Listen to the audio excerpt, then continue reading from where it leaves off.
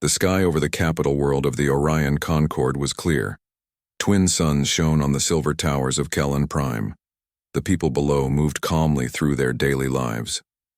For centuries, peace had ruled this part of the galaxy. Trade was good. Borders were stable. And humans.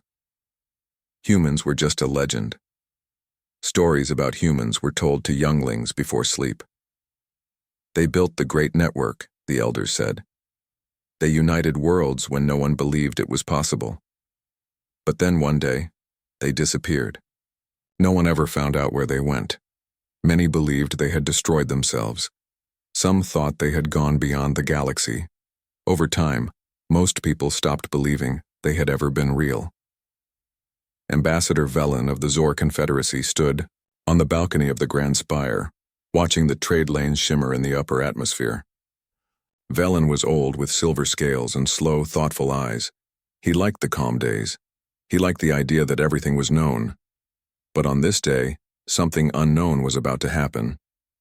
At first, it was just a small shadow in the sky. Some thought it was a passing freighter. Some thought it was a weather shift, but the shadow grew larger and darker. Orbital scanners began to report strange readings. Something big was approaching. Something massive. Council alert. A voice echoed through the city's communication lines. Unidentified fleet entering the system. Velen turned toward the sky. The bright suns dimmed behind the shape of hundreds of ships dropping out of fold space. Long and angular, built with sharp edges and glowing engines, they moved like a silent storm. Their formation was tight, precise, too perfect to be pirates or traders. "They're not Concord ships," whispered one of the guards. "Not any design we know." One by one, planetary defense stations came online, shields rising around the city. The people below began to gather in the plazas, pointing upward in silence. No one screamed. No one ran. But everyone felt the same strange weight in the air. Then came the signal, across every channel, civilian, military, diplomatic. A single transmission played in a calm, steady voice. "This is the fleet of Sol. We come in peace. We come home."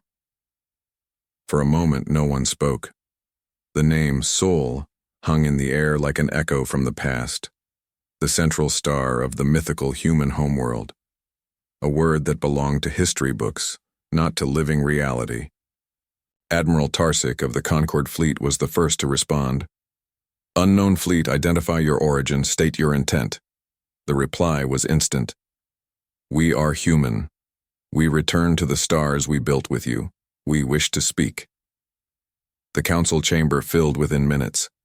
Ambassadors from a dozen species crowded around the glowing hollow table. Maps of the system flickered. Each human ship was displayed as a red icon. There were too many to count.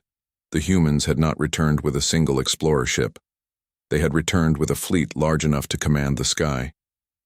"This is impossible," said Ambassador Kren, a thin insectoid diplomat from the Nest Worlds. "Humans vanished 8 centuries ago." "They were myths," muttered someone else. But Velen didn't speak. His eyes stayed on the projection.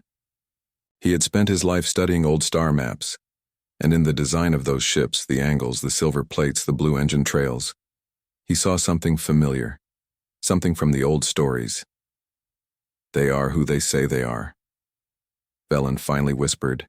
In orbit, aboard the flagship Dauntless, Captain Mara Rios looked down at the shining city below.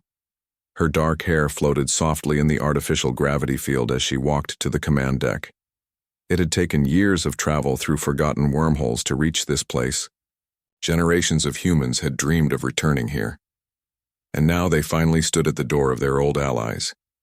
"Transmission received, Captain," said her first officer, Elias. "They want to talk." "Of course they do," she answered with a soft smile. "They never expected us to exist." Mara turned to the wide viewport. The fleet of over 2,000 ships stretched into the distance. They weren't built for war. Most were exploration vessels, colony ships, and diplomatic cruisers. Humanity had grown, not into conquerors but into travelers, builders, dreamers again. But she also knew how they must look to the others, a shadow that could block out the sun. On the surface, the council chamber was alive with arguments. "We should activate defense grids," someone shouted. "They say they come in peace," another answered. "We cannot trust a myth." Finally, the Supreme Chancellor of the Conquered raised her hand. "Enough. They have not fired. We will answer." Velen was chosen as the representative. He had studied human legends more than any other living diplomat.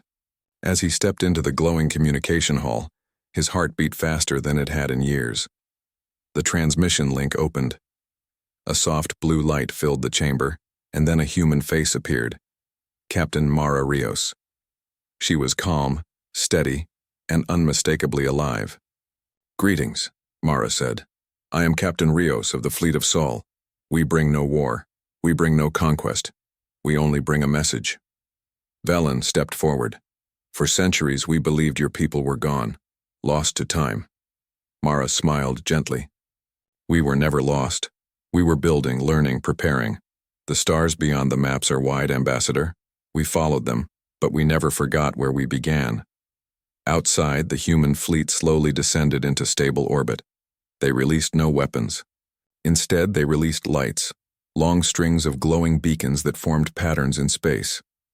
The shapes matched ancient constellations recorded in Concord archives, signs left by the first explorers when the Great Network was born.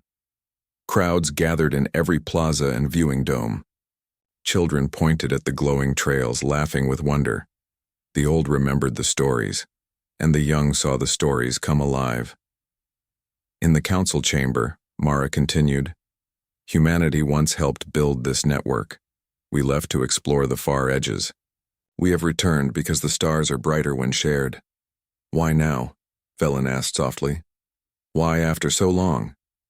"Because," Mara replied, "we heard the silence. We heard the stars grow quiet. And silence is not what we built this galaxy for." The council debated for hours. Some feared the return of a powerful race.